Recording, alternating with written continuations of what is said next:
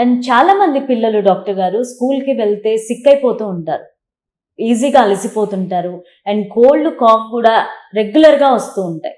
అలాంటి పిల్లల్లో ఇమ్యూనిటీ పెరగాలంటే ఎలాంటి ఆహారపు అలవాట్లు చేంజెస్ ఉండాలంటారు? ఆహారపు అలవాట్లో మొదటిగా వచ్చేది మనము ప్రోటీన్ రిచ్ డైట్. మొదటగా మన బాబు తన వయసుకు తగ్గ బరువు ఉన్నాడా లేదా, వయసుకు తగినంత బరువు ఉన్నాడు అయినా కూడా ఊరికే ఇన్ఫెక్షన్స్ వస్తున్నాయి అంటే రెండోది చూసుకోవాల్సింది హైజీన్. అంటే కరెక్ట్ మనకు బాబు హ్యాండ్ వాష్ అన్ని ప్రాపర్ గా ఉన్నాయా లేవా. మూడోది మనం ఇందాక మాట్లాడుకున్నట్టు ఎడ్యుకేషన్.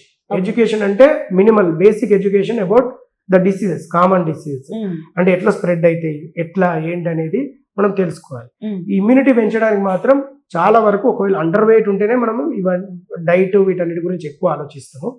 కానీ మెనీ చిల్డ్రన్ ఇంకొకటి ఏంటంటే చాలా మంది పేరెంట్స్ కి ఒక డౌట్, మా బాబే ఊరికే జలుబు దగ్గు అవుతుంది, మా బాబుకి ఇమ్యూనిటీ తక్కువ ఉంది. ఇది కామన్ గా మేము ఫేస్ చేసే క్వశ్చన్. కాకపోతే ఇక్కడ మనం గుర్తుపెట్టుకోవాల్సింది ఏంటంటే ఇమ్యూనిటీ రెండు రకాలు. ఒకటి మనకు కూడా అందరికి జలుబు దగ్గులు జ్వరాలు వచ్చి పెరిగినాం, మనం ఎవరం కూడా ఏం రాకుండా పెరిగింది అయితే లేదు.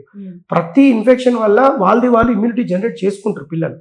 కాకపోతే if it is leading to admission every time, అంటే ఎంత సివియర్ గా వస్తుందంటే ఊరికే జలుబు దగ్గు వచ్చినంత మాత్రాన మా బాబుకి ఇమ్యూనిటీ లేదనే అపోహలు మాత్రం పోకూడదు. ఎందుకంటే జలుబు దగ్గు అనేటి ఎక్కడైనా ఉన్నాయి వైరస్. సీజన్ లో ఎస్పెషల్లీ స్కూల్ గోయింగ్ కిడ్స్ లో ఒక పిల్లోడికి రావడం అది కామన్. సో దానికి పోయి మనము ఇమ్యూనిటీ తక్కువ ఉందనే అపోహ మాత్రం రాకూడదు. నిజంగా ఇమ్యూనిటీ తక్కువ ఉందని ఎప్పుడు సస్పెక్ట్ చేయాలంటే, ఒకటి ఊరికే సిగ్నిఫికెంట్ ఇన్ఫెక్షన్స్ అంటే చెవులలో చీము రావడం, న్యూమోనియాలు రావడం, సైనసైటిస్ రావడం, ప్రతి ఇన్ఫెక్షన్ లీడింగ్ టు అడ్మిషన్. అంటే మనం 6 నెలల్లో ఒక 2కు మించి అడ్మిషన్లు అవుతున్నా, లేకపోతే సంవత్సరంలో ఒక 4 మించి అడ్మిషన్లు అవుతున్నా, ఇట్లాంటి సిచ్యువేషన్ ఉంటే మాత్రం ఖచ్చితంగా మనం ఆలోచించాల్సింది వాళ్ళకి ఏదో ఇమ్యూనిటీ ప్రాబ్లం ఉందని మనము ఆలోచించాలి. దానికి అలాంటి సిచ్యువేషన్ ఉంటే మనం త్వరగా డాక్టర్ దగ్గరికి వెళ్ళి దానికి తగిన వర్కప్ ఉంటుంది. ప్రైమరీ ఇమ్యూనోడెఫిషియన్సీ డిజార్డర్ అని ఉంటాయి, వాటన్నిటికీ మనం చేయాల్సిన అవసరం ఉంటుంది.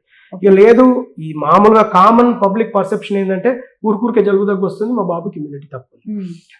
వాళ్ళు అడ్మిట్ కానంత వరకు జలుబు దగ్గులు ఊరికే మామూలు జస్ట్ సిమ్టమాటిక్ ట్రీట్మెంట్ తోటి తగ్గుతున్నంత వరకు ఎట్లాంటి టెన్షన్ లేదు.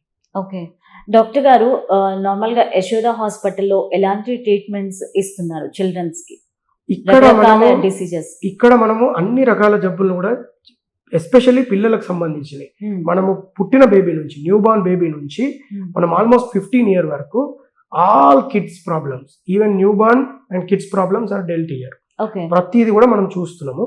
సో మనకు NICU, PICU, general paediatric infections కానివ్వండి, ఇమ్యునైజేషన్స్ కానివ్వండి, ఎమర్జెన్సీస్ కానివ్వండి, సర్జరీస్ కానివ్వండి, వేరే హార్ట్ రిలేటెడ్ ఇష్యూస్ కానివ్వండి, లివర్ రిలేటెడ్ ఇష్యూస్ కానివ్వండి, అన్ని కూడా మనం ట్రీట్మెంట్ ఇస్తున్నాం. సో ప్రతి దానికి మనకు ట్రీట్మెంట్ అయితే అవైలబుల్ ఉంది ఇక్కడ. సో మీ ఎక్స్పీరియన్స్ లో, ఇన్ ఇయర్స్ ఎక్స్పీరియన్స్ లో మీరు చూసిన క్రిటికల్ కేసెస్ ఏంటి కిడ్స్ లో? కిడ్స్ లో మనం చాలానే చూసినాం క్రిటికల్ కేసెస్. మనము అంటే మీరు ట్రీట్ చేసేటప్పుడు మీకు బాధగా ఫీల్ అయింది కానీ అలా ఏమన్నా ఉందా? బాధగా ఫీల్ అయింది ఏం లేదు, కాకపోతే కొన్ని ఉంటాయి. ఇప్పుడు ఎస్పెషల్లీ చైల్డ్హుడ్ క్యాన్సర్స్ వాళ్ళకి ఎందుకు వస్తాయి, కొన్నిటికి కారణాలు ఉంటాయి, కొన్నిటికి కారణాలు ఉండవు. సో చిన్న పిల్లాడు getting multiple prix, going on to ventilator, చాలా అంటే క్రిటికల్ కేర్ ICUలో అవసరం, అట్లాంటి కేసెస్ చూసినప్పుడు చాలా కొంచెం బాధ వేస్తుంది. ఎందుకు అంటే why these kids are getting cancers అని. దానికి కూడా మనకి ఇప్పుడు చాలా రీజన్స్ ఉన్నాయి.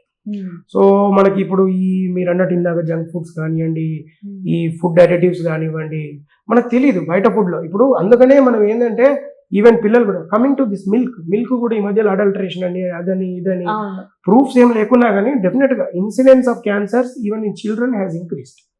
సో దానికి తగినట్టు మనము చేయాల్సిన జాగ్రత్త ఏంటంటే ఫస్ట్ అవుట్ సైడ్ ఫుడ్స్ వీలైనంత వరకు అవాయిడ్ చేయడము, ఇంట్లో ఫుడ్ ప్రిఫరెన్స్ ఇవ్వడము, ఫుడ్ అడల్టరేషన్ ఏవైతే ఉన్నాయో అవన్నిటిని తగ్గించుకోవడము, తర్వాత ఇది ప్లాస్టిక్ యూసేజ్ తగ్గియడము, తర్వాత ఇది even like during pregnancy mother కూడా లైక్ పౌష్టికాహారం ఇవన్నీ తీసుకోవడము. సో అక్కడ నుంచి కూడా మనకు everything has impact on this childhood cancers.